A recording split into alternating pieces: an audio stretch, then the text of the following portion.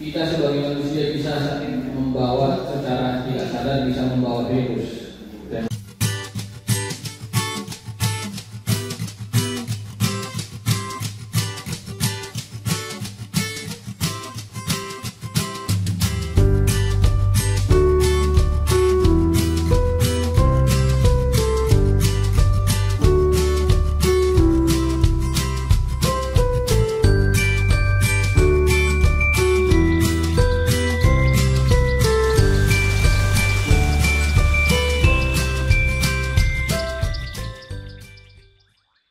Assalamualaikum warahmatullahi wabarakatuh.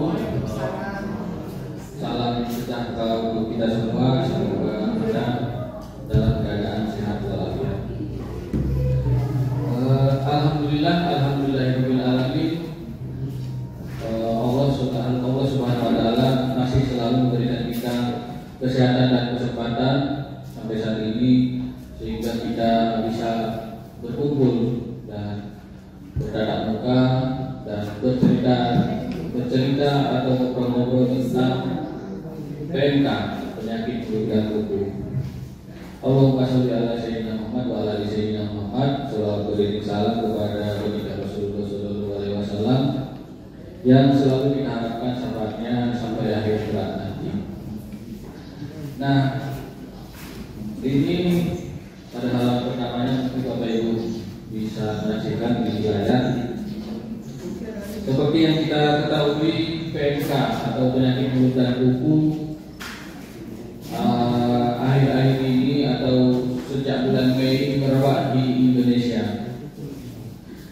Nah, PMK ini cukup mengkhawatirkan sebenarnya. Namun walaupun begitu, kita jangan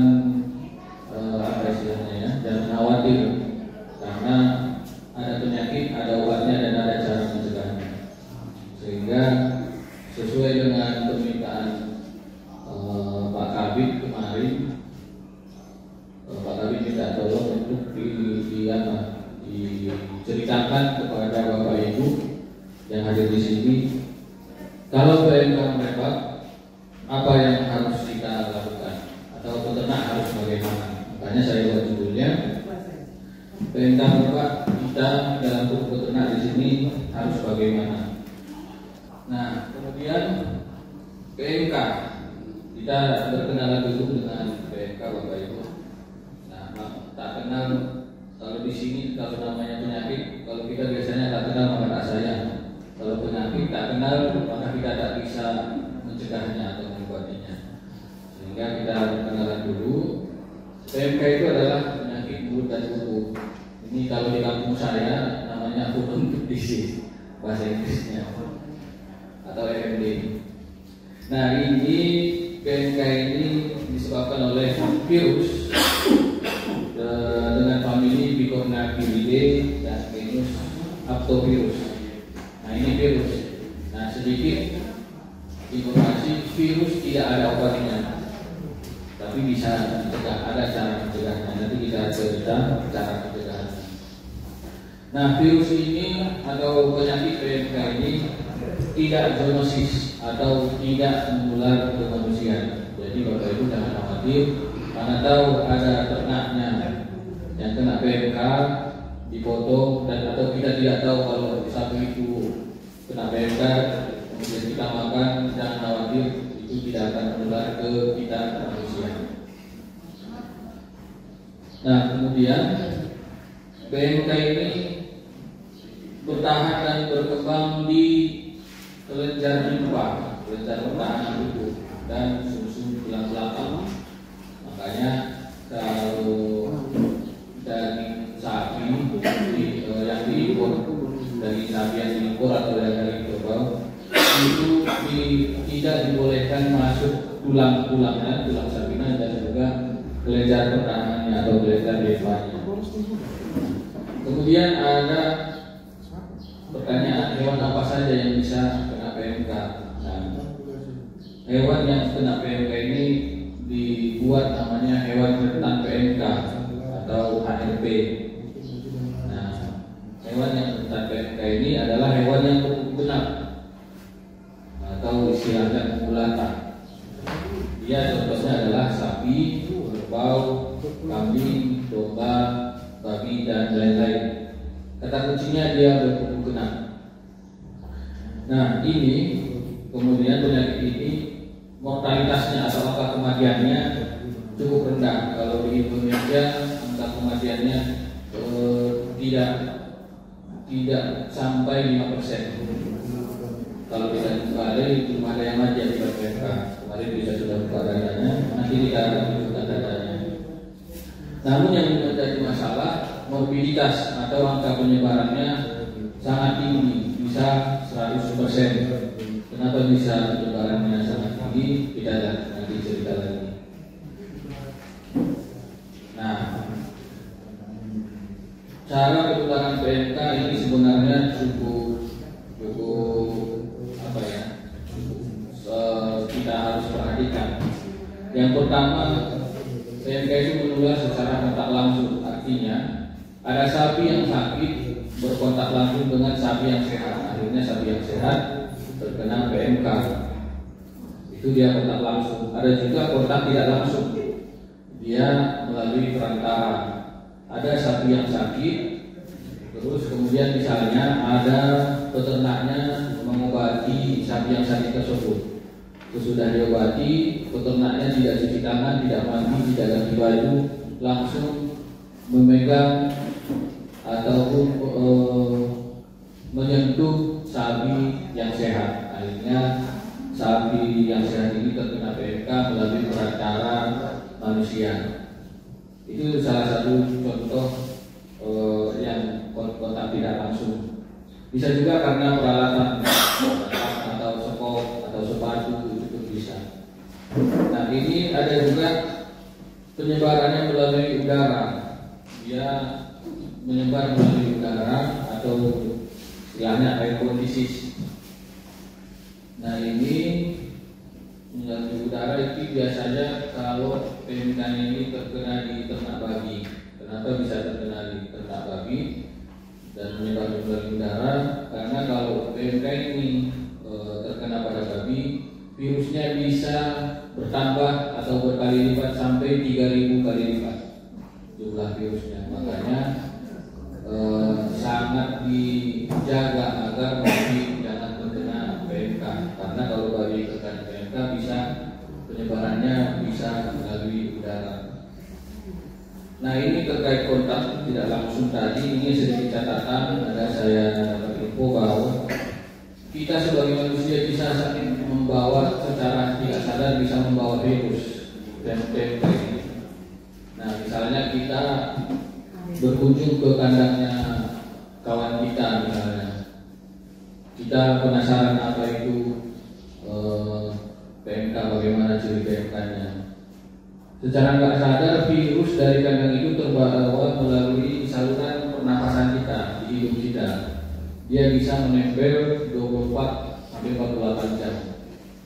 Nah, makanya kalau di peternakan besar, mereka yang sudah berkunjung ke kandang orang lain, mereka tidak langsung masuk ke kandang mereka. Mereka biasanya menunggu sampai 2 hari dulu baru masuk ke kandangnya mereka sendiri.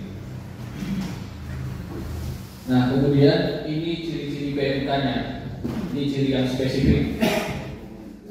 Itu ada melepuh di gusinya, di bibirnya juga ada, di lidahnya juga ada melepuh.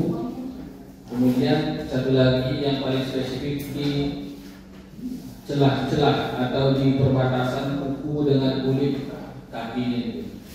Dia ada melepuh, ada luka.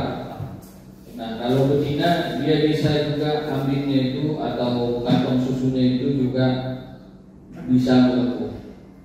Nah, makanya kalau di Jawa yang banyak sapi perah ini sangat mengkhawatirkan karena kalau dia sudah terkena PMK, susunya tidak diproduksi lagi atau produksi susu menjadi berkurang.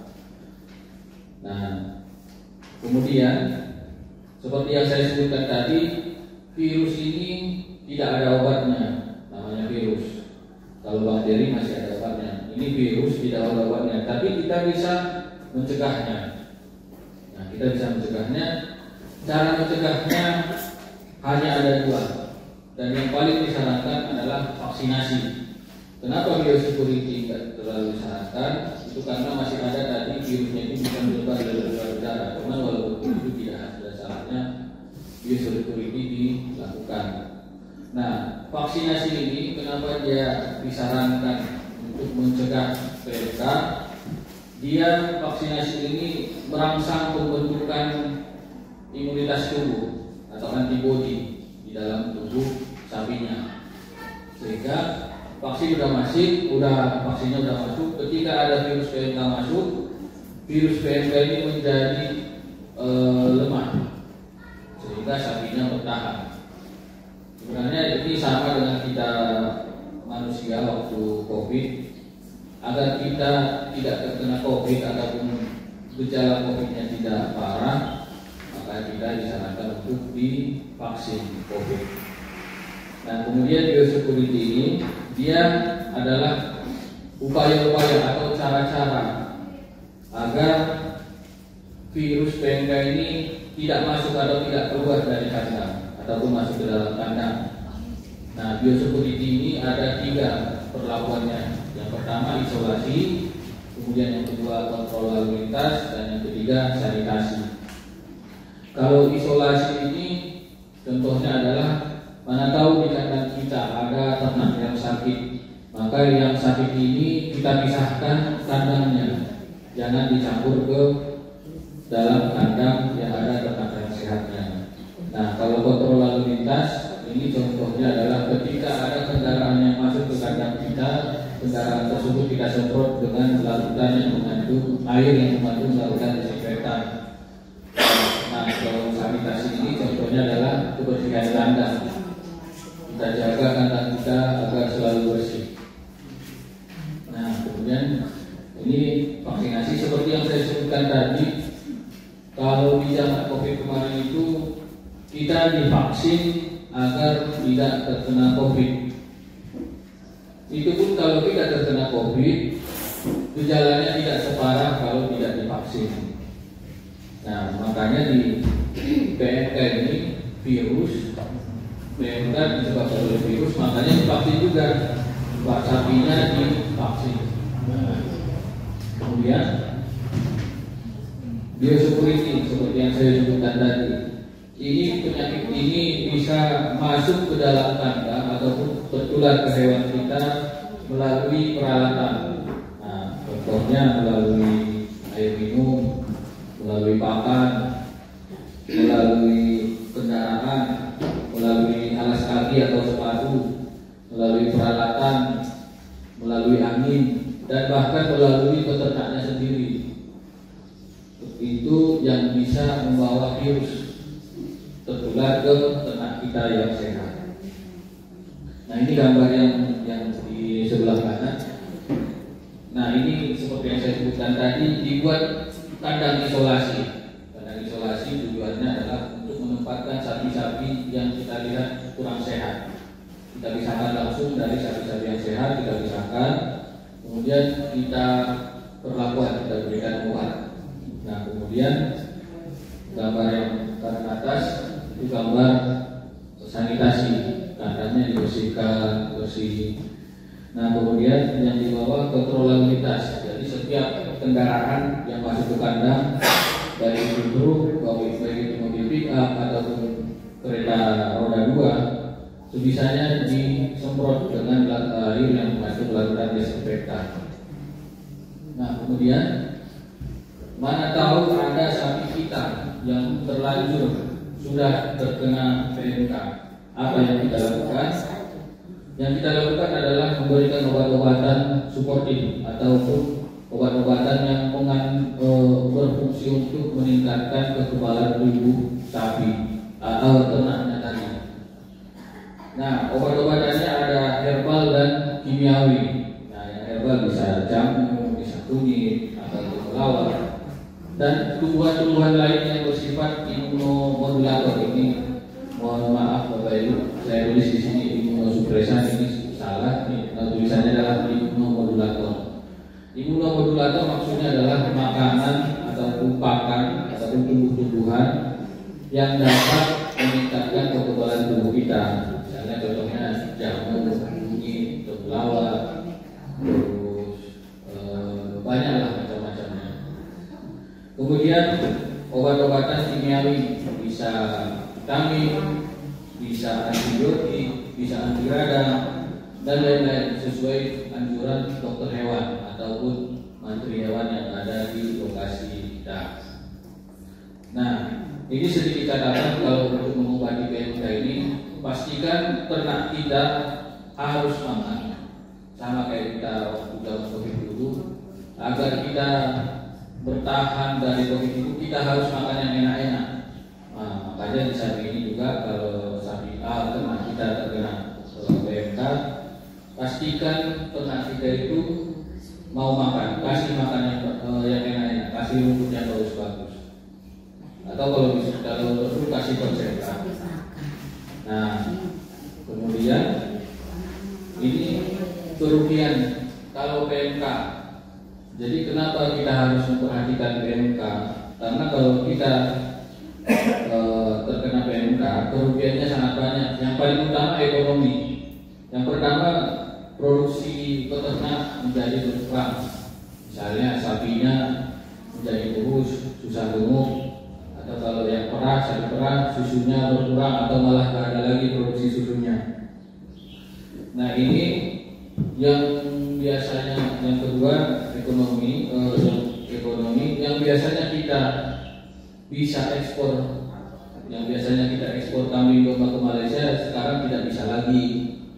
Nah, yang biasanya kita kirim ternak ke Jawa agak mudah, sekarang agak susah, harus banyak persyaratannya.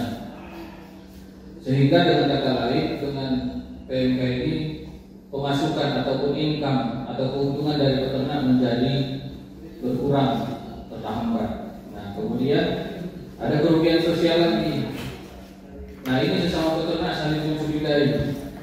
Nah, sesama peternak saling mencurigai. Contohnya ada ternak sapi PMK yang sakit.